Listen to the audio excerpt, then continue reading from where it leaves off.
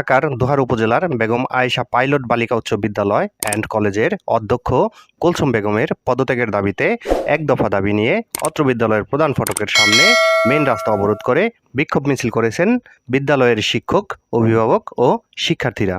রবিবার 25 আগস্ট সকাল থেকে দিনব্যাপী এ বিক্ষোভ মিছিল করেন শিক্ষার্থীরা। এ সময় শিক্ষার্থীরা অধ্যক্ষ কুলসুম বেগমের পদত্যাগের দাবিতে এক দফা দাবি নিয়ে রাস্তা অবরোধ করে বিভিন্ন স্লোগান দিতে থাকে।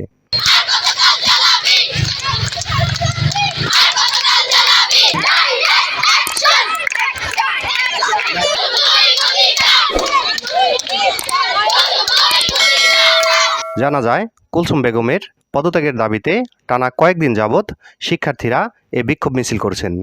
এ সময় বিদ্যালয়ের এক শিক্ষার্থী বলেন, তিনি একজন অত্যাচারী শিক্ষক। তিনি আমাদের অভিভাবক সহ আমাদের সকল শিক্ষার্থীদের সাথে খুবই বাজে আচরণ করেন। তিনি বিদ্যালয়ের অনিয়ম সহ দুর্নীতির সাথে জড়িত।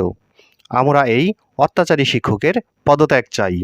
তার পদত্যাগ না হওয়া পর্যন্ত আমরা এখানেই দিনের পর দিন অবস্থান করব।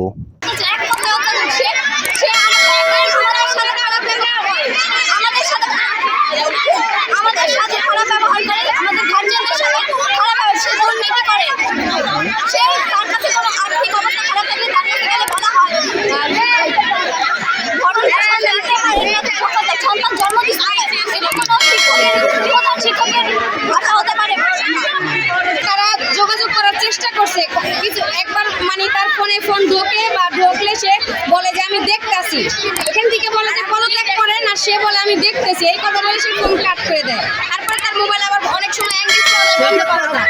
এখন তারা বলছে যে স্যার ম্যাডামদের এখানে রাখো সবাইকে, তারপরে এই স্যার ম্যাডামরা যদি